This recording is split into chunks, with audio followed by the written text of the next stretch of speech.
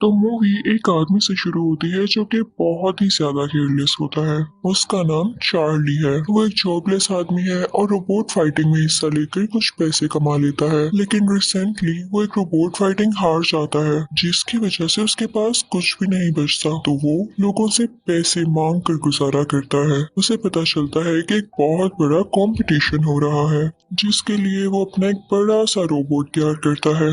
अब उस कंपटीशन का दिन आ चुका था और वो अपना रोबोट लेकर अपनी कार में उस तरफ जाने लगता है। इनफैक्ट आज उसके इस जायंट रोबोट की एक बहुत ही बड़े बुल के साथ फाइट थी, लेकिन वो बुल कोई आम बुल नहीं था। वो कई कॉम्पिटिशन्स जीत चुका था। आज चार्ली उस जगह पर पहुंच जाता है और उस बुल के ओनर से अमाउंट डन करता है कि अगर मैं जीत गया तो तुम्हें मुझे $20,000 देने होंगे। तो आगे से वो ओनर कहता है कि जाहिर सी बात है, और अगर तुम हारे तो यही पैसा तुम्हें मुझे देना होगा। सिंपल। अब फाइट शुरू होती है। चार्ली के पास एक रिमोट कंट्रोल होता है जिससे वो अपने रोबोट को कंट्रोल कर रहा था, और खुद ही उस रोबोट के लिए काफी था। चार्ली शुरू में तो अपने रोबोट को काफी अच्छे से कंट्रोल कर रहा होता है, लेकिन फिर उसका जरा सा ध्यान हटने पर उसका रोबोट नीचे गिर जाता है। बुल उसके रोबोट को काफी बुरी तरह से जख्मी कर चुका था। अब चार्ली को टेंशन होने लगती है कि मेरा रोबोट अब कैसे खेलेगा। तो वो उस आदमी से कहता है कि ये मैच दोबारा स्टार्ट करते हैं।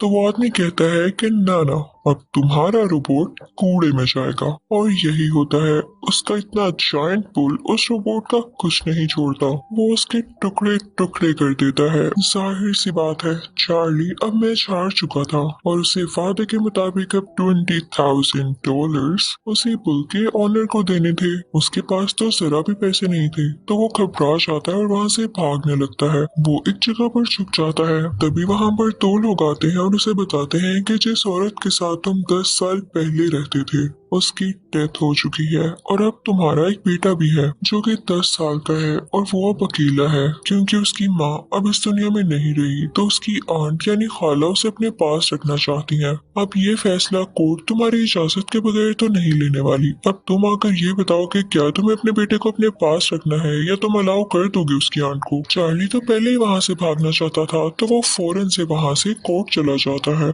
जहाँ पर उस बच्चे की आंट कोर्ट में कह रही होती है कि मैं अपना ख्याल अच्छे से रख सकती हूँ, ये जो मांगेगा मैं इसे दूंगी। और फिर वो जाकर चार्ली से रिक्वेस्ट करती है। चार्ली को तो कोई फर्क नहीं पड़ता था कि उसका बेटा जिस मर्सी के पास जाए, क्योंकि वो उससे कभी मिला जो नहीं था और वो इजाजत देने भी वाला था। लेकिन तभी उसे एक आइडिया आता है। वो कहता है कि मैं ऐसे शो करूंगा जैसे मैं अपने बेटे को उसकी आंट के पास नहीं भेजना चाहता, और ऑब्वियसली जितनी वो अमीर है वो मुझे ऑफर तो जरूर करेगी कि इतने पैसों के बदले मुझे ये बच्चा दे दो। जब मुझे ज्यादा सारे पैसे मिल जाएंगे तो मैं अपने बच्चे की इजाजत दे दूंगा। और वो ऐसे ही करता है। उस बच्चे के आंट और अंकल चार्ली के साथ डन करते हैं कि ठीक है, तुम $1,00,000 ले लो, लेकिन अपना बेटा हमें दे दो। चार्ली तो इस बात से बहुत खुश हो जाता है क्योंकि उसे बैठे बिठाए $1,00,000 मिल चुके थे। अब उस बच्चे की आंट चार्ली से कहते हैं, लेकिन हमारे खातिर एक फेवर भी कर देना। इनफैक्ट हमें 3 महीने के लिए कहीं पर जाना है, तो तुम्हें अपना बेटा 3 महीने के लिए अपने पास ही रखना होगा, और उसके बाद हम उसे अपने साथ ले जाएंगे हमेशा के लिए। तो चार्ली को उनकी बात माननी पड़ती है। अब चार्ली यहाँ से पैसे और अपना बेटा लेकर सीधा एक जगह पर जाता है, जहाँ पर वो एक आदमी से मिलता है और उसे $50,000 देता है। उसे कहता है कि मुझे एक शानदार रोबोट बना कर दो। तो वो आदमी कहता है कि आप फिक्र ही ना करें, इतने पैसों में आपका काम हो जाएगा। चार्ली का बेटा ये सारी बातें सुन लेता है तो उसे बिल्कुल अच्छा नहीं लगता। चार्ली उससे कहता है कि इन पैसों के बदले में हमारे पास एक बहुत आला रोबोट आने वाला है, और कुछ ही दिन में वो रोबोट उनकी तरफ आ जाता है। वो दोनों उसका नाम नोइसी बॉय रखते हैं। वो बहुत ही ज्यादा जायंट और पावरफुल था। चार्ली ना, इतना अच्छा रोबोट मेरे पास आ चुका है तो एक रोबोट फाइटिंग ही हो जाए। चार्ली का बेटा कहता है कि मैं भी आपके साथ जाऊंगा, और अब वो दोनों एक जगह पर जाते हैं और रोबोट फाइटिंग शुरू हो जाती है। चार्ली चाहता तो इतने पावरफुल रोबोट का यूज करके वो ये फाइटिंग जीत सकता था, लेकिन था वो केयरलेस ही। वो ये फाइट भी पूरी तरह से हार जाता है क्योंकि दूसरे आदमी का रोबोट पहले तो नोइसी बाय का हाथ उखाड़ता है और फिर उसके बाद उसका सर उसकी बॉडी से लहदा कर देता है। इस बात की वजह से चार्ली बहुत टूट जाता है। अब वो अपने बेटे से कहता है कि कुछ भी हो मैं इस रोबोट को छोड़ कर ही रहूंगा, और फिर वहां से ये दोनों जंक यार्ड जाते हैं ताकि वहां से इनको कोई ऐसा सामान मिल सके जिनकी वजह से इसका रोबोट जुड़ सके। वहां पर बहुत ज्यादा बारिश हो रही होती है और ये लोग उसके स्पेयर पार्ट्स ढूंढ रहे होते हैं, लेकिन तभी उस बच्चे का पाँव स्लिप होता है और वो नीचे गिरने लगता है। चार्ली फौरन से उसे बचा लेता है। जब वो बच्चा देखता है कि उसका पाँव किस चीज से स्लिप हुआ तो उसे एक अजीब सी चीज दिखाई देती है। वो किसी पुराने रोबोट का हाथ था। वो अपने फादर से कहता है कि हम इसको बाहर निकालते हैं, लेकिन चार्ली कहता है कि हमारे पास इसके लिए वक्त नहीं और बारिश भी हो रही है। लेकिन वो बच्चा कहता है कि ठीक है मैं खुद ही इसको निकाल लूंगा। उसके बाद वो दोनों चार्ली के एक दोस्त के पास आते हैं जो कि रोबोट्स के बारे में थोड़ी बहुत नॉलेज रखती थी। चार्ली अपने दोस्त से कहता है कि मेरा बेटा एक रोबोट लाया है, पता नहीं जंकयार्ड से कौन सा पुराना सा रोबोट उठा लाया है। तो चार्ली का बेटा कहता है कि आप इसको एक बार देखें तो सही, ये बिल्कुल ठीक है। अब चार्ली की दोस्त उसे और ठीक कर देती है। जिस उस रोबोट का नाम एटम था। वो बहुत ज्यादा स्ट्रॉन्ग था और अनएक्सपेक्टेडली किसी को भी नहीं पता था। चार्ली भी ये देख के खुश हो जाता है, तो वो अपने बेटे से कहता है कि हम इसे कंपटीशन में लेकर जाएंगे, एक बहुत बड़ी कंपटीशन में जिसमें दुनिया का सबसे ज्यादा स्ट्रॉन्ग रोबोट है और उसे आज तक कोई भी नहीं हरा सका। एटम में एक ऐसी अच्छी एबिलिटी थी कि वो चीजों को याद कर लिया करता था, यानी उसे जो भी सिखाया जाता वो फौरन सीख लेता था। उसे चाहे फाइटिंग स्किल सिखाओ या कुछ और दिखाओ, वो उसको कॉपी कर लिया करता था। और अब चार्ली और उसका बेटा इस रोबोट की ट्रेनिंग करते हैं ताकि ये उस रोबोट से लड़ सके। और फाइनली वो टाइम आ जाता है जब एटम काफी ज्यादा ट्रेन रोबोट बन जाता है और कई कॉम्पिटिशन्स में हिस्सा लेता है। मजे की बात ये थी कि अब चार्ली और उसका रोबोट यानी एटम कई कॉम्पिटिशन्स जीतने लगे थे और इसके लिए चार्ली को कई बार ऑफर होती है कि हमें अपना रोबोट बेच दो, चाहे हमसे $2 लाख ले लो। लेकिन चार्ली का बेटा इस बात पर एग्री नहीं होता था। वो कहता था कि हम और फाइट्स करेंगे और अपने रोबोट्स को वो ट्रेन करके बहुत बड़ा कंपटीशन लड़ेंगे। और जो साथ साथ कॉम्पिटिशन्स हो रहे हैं इसकी वजह से एटम की काफी अच्छी ट्रेनिंग भी हो रही है। और आज तो एटम का एक और स्ट्रॉन्ग रोबोट से मैच था और अब ये फाइट शुरू हो जाती है। चार्ली के बेटे ने उसे डांस करना भी सिखाया था और वो डांस करते हुए बैटल में एंटर होता है। उसका सामना एक 2 सर वाले रोबोट से होता है जो आते ही उस पर काफी भारी पड़ता है और वो दोनों लड़ने लगते हैं। एटम भी बार बार उस पर अटैक कर रहा था और वो स्ट्रॉन्ग रोबोट भी। ऐसे लग रहा था जैसे वो स्ट्रॉन्ग रोबोट जीत जाएगा, लेकिन एट लास्ट एटम जीत जाता है जिसकी वजह से चार्ली को बहुत खुशी होती है। चार्ली उन लोगों से काफी ज्यादा पैसे लेता है और वहां से जाने ही वाला होता है कि तभी उसका पुराना राइवल आ जाता है, वही आदमी जिसके बुल ने चार्ली के रोबोट को हरा दिया था और चार्ली ने उसके $20,000 देने थे। वो लोग चार्ली से उसके सारे पैसे छीन लेते हैं और ये सब कुछ चार्ली का बेटा भी देख रहा होता है। चार्ली काफी डिसहार्ट हो जाता है और अपने बेटे से कहता है कि इसमें कोई फ्यूचर नहीं, मैं तुम्हें नहीं पाल सकता, मेरे पास अब कोई पैसा नहीं बचा। और अब उस बच्चे के आंट और अंकल भी आ चुके थे, तो चार्ली उससे कहता है कि आओ मैं तुम्हें तुम्हारी आंट के पास छोड़ रहा हूँ। तो वो बच्चा कहता है कि नहीं, मुझे आपके साथ रहना है। वो जबरदस्ती अपने बेटे को उसकी आंट को दे देता है और वापिस आ जाता है। उसकी दोस्त उससे पूछती है कि तुम्हारा बेटा कहाँ है, तो वो कहता है कि मैंने दे दिया उसको उसकी आंट को, मुझे ऐसा करना ही था, वैसे भी मैं उसका ठीक से ख्याल नहीं रख पा रहा था। तो उसकी दोस्त कहती है कि चार्ली तुम होश में तो हो, वो तुम्हारा बेटा है, जब वो तुम्हारे साथ रहना चाहता है तो तुम्हें क्या मसला है, तुम फौरन उसके पास वापस जाओ। तो चार्ली को ऐसा करना पड़ता है। चार्ली को एहसास हो चुका था कि उसका बेटा ही था जिसने एटम को इतनी टेक्निक सिखाई।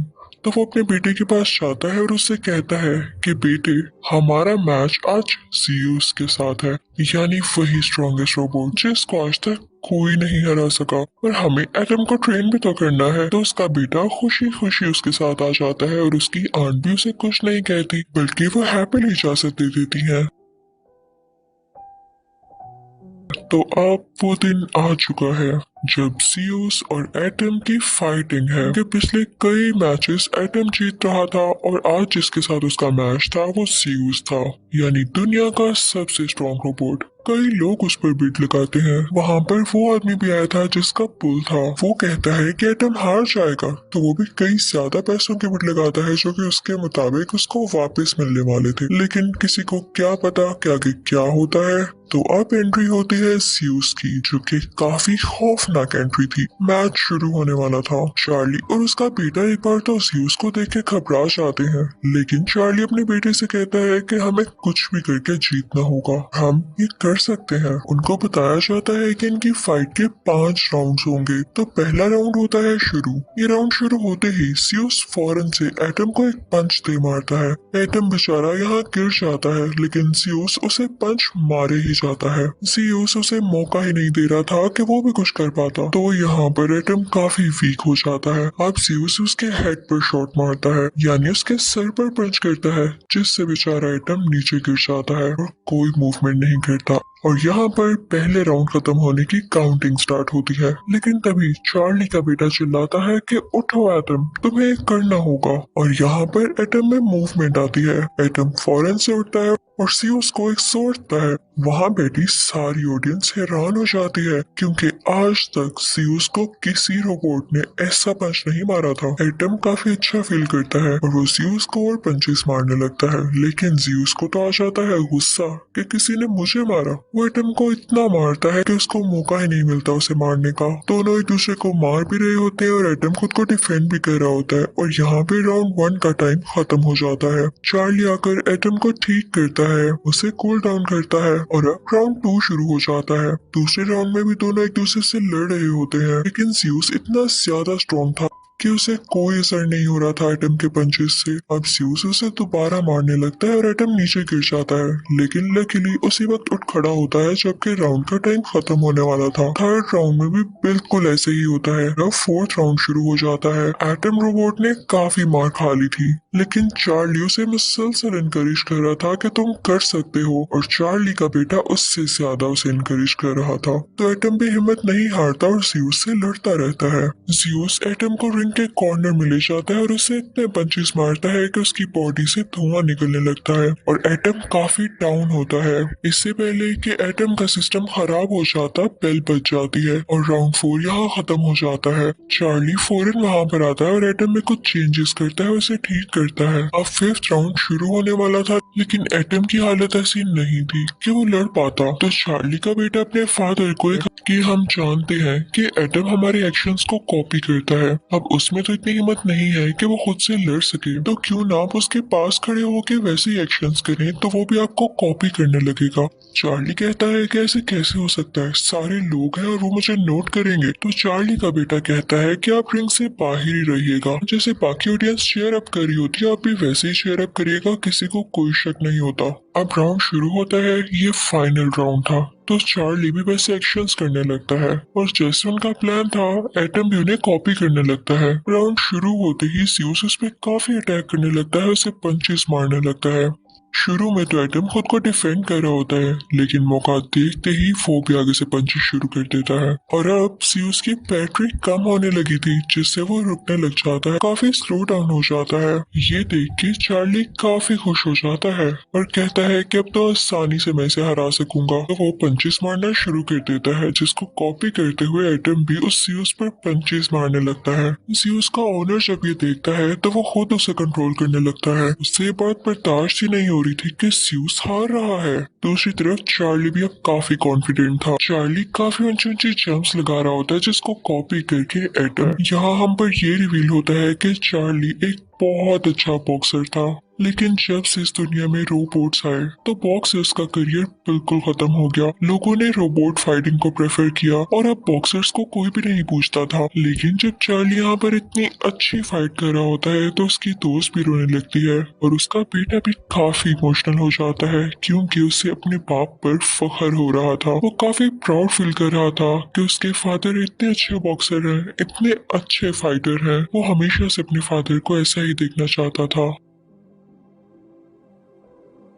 ऑडियंस चार्ली को और एटम को चेयर अप करने लगती है। चार्ली को अपने करियर की पुरानी यादें आने लगी थी, तो वो काफी दिल से फाइट कर रहा होता है। चार्ली फाइनली एटम के जरिए सीयूस के चिन पर अटैक करता है। ऐसा एक्शन आज तक किसी ने नहीं किया था। ऐसा करने की वजह से सीयूस के सिस्टम में एरर आ जाता है और वो नीचे गिर जाता है मुंह के बल। अब काउंटडाउन शुरू होने लगता है क्योंकि ये फाइनल राउंड था और अगर ज़्यूस इस काउंटडाउन के दौरान ना उठता तो फाइनली अब एटम जीत चुका था। लेकिन ज़्यूस का ऑनर ऐसा होने दे नहीं सकता था, तो वो जैसे तैसे करके उसे दोबारा से खड़ा कर देता है। लेकिन अब एटम को जीतना ही था और उसमें काफी कॉन्फिडेंस आ चुका था। वो ज़्यूस के उठते ही उसे फिर से पंच मारने लगता है। उससे ज़्यूस बेचारा फिर से गिर जाता है। ज़्यूस का ऑनर गुस्से में कंट्रोलर ही तोड़ देता है और अब यहाँ पर ज़्यूस की बैटरी भी लो थी, यानी कोई चांस नहीं था कि ज़्यूस दोबारा से उठ खड़ा होता। चार्ली को साफ दिख रहा था कि वो और एटम जीत चुके हैं। वो काफी खुश होता है और उसकी दोस्त और उसका बेटा भी उसे काफी अप्रिशिएट करते हैं। अब अनाउंसमेंट होने वाली थी कि असल में विनर कौन है, लेकिन जब अनाउंसमेंट होती है तो सब हैरान रह जाते हैं क्योंकि उन्होंने ज़्यूस को विनर बना दिया था।